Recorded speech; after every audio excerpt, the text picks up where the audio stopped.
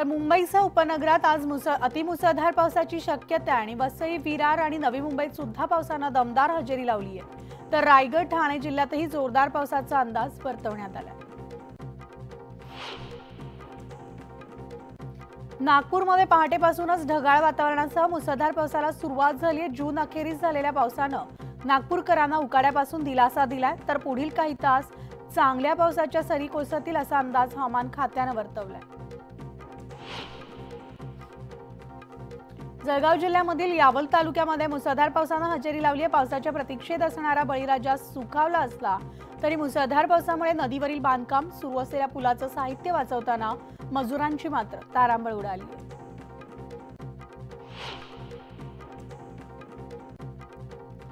राजधानी दिल्लीत आज वादळी वारा आणि ढगांच्या गडगडाटासह मुसळधार पाऊस कोसळतोय। हवामान खात्यानं दिल्लीमध्ये 3 जुलैपर्यंत पावसाचा येलो अलर्ट जारी केलाय। राजधानी दिल्लीत मुसळधार पावसानं हजेरी लावली आहे। पावसाच्या आगमनामुळे दिल्लीकर सुखावले असले तरी पहिल्याच पावसात दिल्लीमधील रस्ते पाण्याखाली गेलेत आणि साचलेल्या पाण्यात गाड्याही बुडाल्यात, त्यामुळे नागरिकांचं नुकसान होणार आहे। राज्यात पावसानं सरासरी गाठलेली असून राज्यभरात आतापर्यंत 52% पेरण्या झाल्यात। तर लातूर विभागात झालेल्या दमदार पावसामुळे वेगानं पेरण्या झाल्यात। कोकणात पुरेशा पावसाअभावी पेरण्या रखडलेल्या असून पुढील आठवड्यापासून रखडलेल्या पेरण्यांना गती येणार आहे।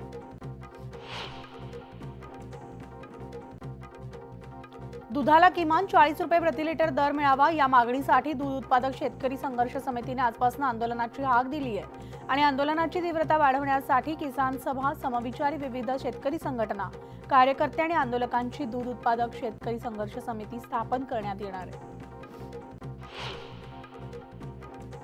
सध्या बाजारामध्ये भाजीपाल्याची आवक घटल्यामुळे भाज्यांचे दर 100 पार गेलेत आणि शेवग्याच्या शेंगांचा दर हा प्रति किलो 160 ते 200 रुपये झालाय। तर टोमॅटो आणि भेंडीची प्रति किलो 80 ते 100 रुपये दरानं विक्री होतीये।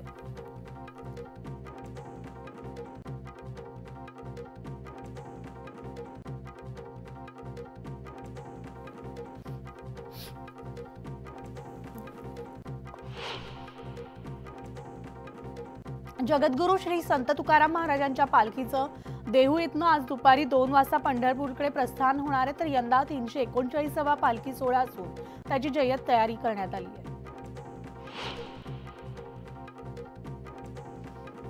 सध्या जगद्गुरू संत तुकाराम महाराजांचा पालखी प्रस्थान सोहळा पार पडणार असून पहाटेपासून मंदिरामध्ये विविध कार्यक्रम सुरू आहेत। पालखी सोहळा प्रमुख अध्यक्ष आणि विश्वस्त यांच्या हस्ते विठ्ठल रुक्मिणीचा अभिषेक आणि शिळा मंदिरामध्ये महापूजा पार पडली।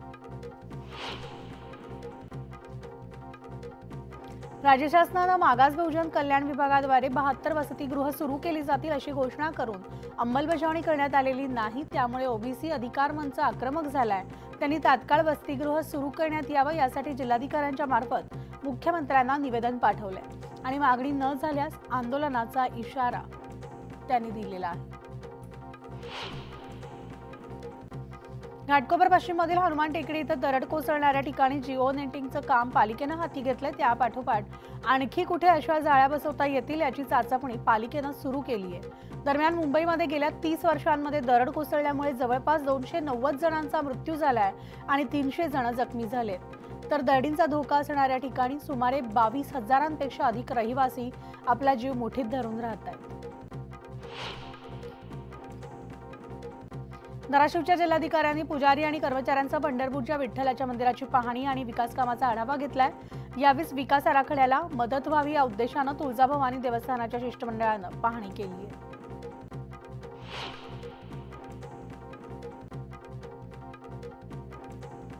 मुंबईमधील अनधिकृत फेरीवाल्यांवरून न्यायालयानं पालिकेचे कान टोचले। अतिमहत्त्वाच्या व्यक्ती आल्यावरच मुंबईतील अनधिकृत फेरीवाल्यांवर कारवाई केली जाते आणि इतर वेळेस मात्र सामान्य नागरिकांना पदपथावरून चालणं मुश्किल होत आहे अशा शब्दात न्यायालयानं कानउघडणी केली असून त्यामुळे या फेरीवाल्यांवर आता पालिका आणि मुंबई पोलीस संयुक्त कारवाई करणार आहेत।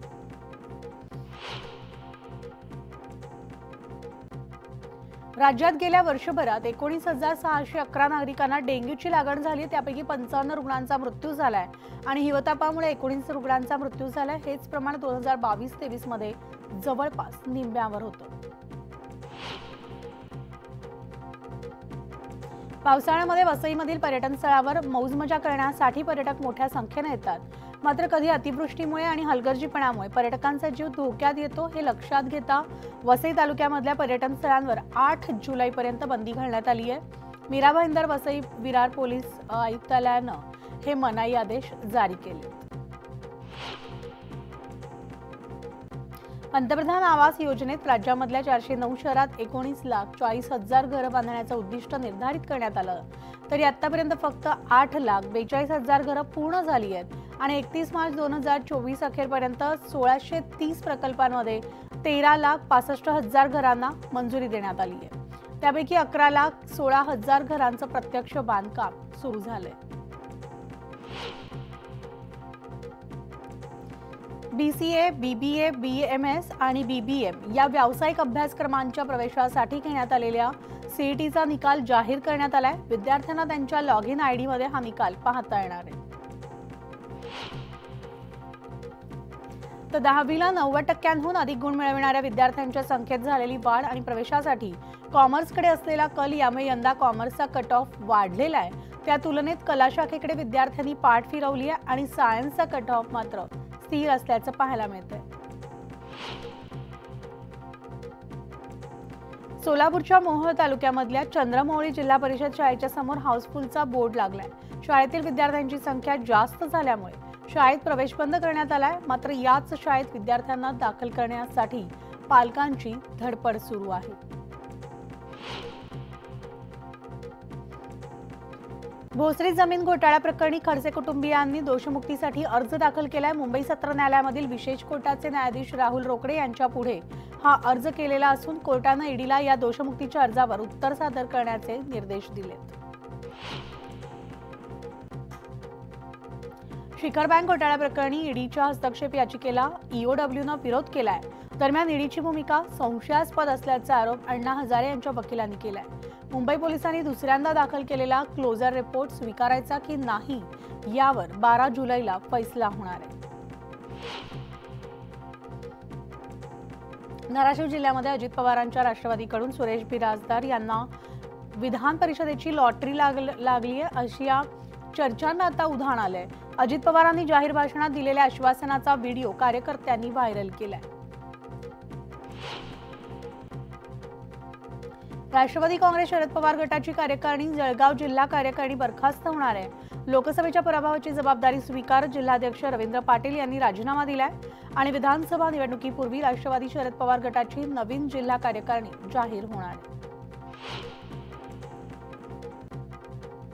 लक्ष्मण हाकेंनी मातोरी येथील दगडफेकीच्या घटनेचा निषेध केलाय.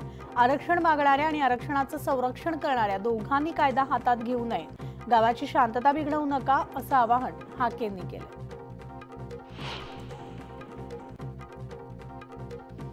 तर बीडच्या मातोरी गावातील बस स्टँडवर दगडफेक झालेली असून काही काळ तणावाचं वातावरण निर्माण झालं होतं. मात्र आता परिस्थिती निवळली आहे. घटनास्थळी पोलीस दाखल झालेले असून सध्या परिस्थिती नियंत्रणात असल्याची माहिती समोर येते. बीडच्या मातोरीमध्ये दगडफेकीच्या घटनेचे पडसाद अन्य ठिकाणी पाहायला मिळत आहेत. तर शिंगोरी फाटा, मातोरी तिंतरणी या रस्त्यावर बोरगाव फाटा इथं जमावाकडून काही वाहनांची तोडफोड करण्यात आली आहे. पोलीस आल्यानंतर त्यांनी जमावाला पांगवायला सुरुवात केली. मात्र तोपर्यंत झालेल्या तोडफोडीत 5 ते 7 गाड्यांचं नुकसान झालंय. बीड जिल्ह्यामधील मातोरी येथील घटनेबाबत प्रशासनाशी चर्चा केलेली असून याबाबतीत संबंधित सूचना सुद्धा प्रशासनाला दिल्या आहेत. कोणताही अनुचित प्रकार घडू नये यासाठी प्रशासनानं काळजी घेतली पाहिजे असं वक्तव्य बीडचे खासदार बजरंग सोनावणे यांनी केलंय. तर जनतेनं सुद्धा प्रशासनाला सहकार्य करावं असं आवाहन त्यांनी केलंय. 2024-25 साठी महाराष्ट्राचा अंतरिम अर्थसंकल्प आज सादर केला जाणार आहे. अर्थमंत्री अजित पवार हा अर्थसंकल्प मांडणार असून यंदाच्या अर्थसंकल्पात मोठी घोषणा होण्याची शक्यता आहे. दरडोई उत्पन्नाबाबत महाराष्ट्राची घसरण झाली आहे. 2022-23 मध्ये राज्य 5व्या स्थानी होतं. मात्र थेट परकीय गुंतवणुकीत राज्यानं अव्वल स्थान मिळवले आणि कर्जाचा डोंगर तब्बल 7 लाख कोटींवर पोहोचलाय. जळगाव जिल्ह्यामध्ये वरणगाव ऑर्डन्स फॅक्टरीमधून AK-47 रायफलचं जिवंत काडतुसं घेऊन जाताना उपअभियंत्याला रंगेहात पकडलंय। सुरक्षा रक्षकांच्या सतर्कतेमुळे हा संपूर्ण प्रकार उघडकीस आलाय आणि या प्रकरणी गुन्हा दाखल करण्यात आलेला असून न्यायालयानं 5 दिवसांची पोलीस कोठडी सुनावली। नागपुरातील दिघोरी टोलनाका परिसरामधील हिट अँड रन प्रकरणामधील आरोपींना जामीन मंजूर झालाय। आरोपींच्या वकिलानं टायर फुटल्यामुळे अपघात झाल्याचं सांगत आरोपीवर 304 अंतर्गत गुन्हा लावता येत नसल्याचं सांगितलंय आणि त्यानंतर कोर्टानं आरोपींना 50,000च्या जात मुचलक्यावर जामीन मंजूर केलाय। तर अकोल्यामधल्या दत्त कॉलनी या परिसरातील साईबाबांच्या मंदिराच्या ओट्यावर उभ्या असलेल्या 3 वर्षाच्या मुलीसह तिचे वडील उभे होते। यावेळेस पायाखाली फरशी जी आहे ती जमिनीत गेली आणि दोघं बापले भुयारातून 4 फूट अंतरावर असलेल्या विहिरीत पडले आणि ही घटना लक्षात येताच त्यांना बादलीच्या सहाय्यानं तब्बल 1.5 तासांच्या मेहनतीनंतर बाहेर काढण्यात आले। दिल्लीमधील इंदिरा गांधी आंतरराष्ट्रीय विमानतळ टर्मिनल 1 येथील एक भाग कोसळला आणि विमानतळावरील एक खांब आणि छत कोसळल्यामुळे 4 जण जखमी झाले।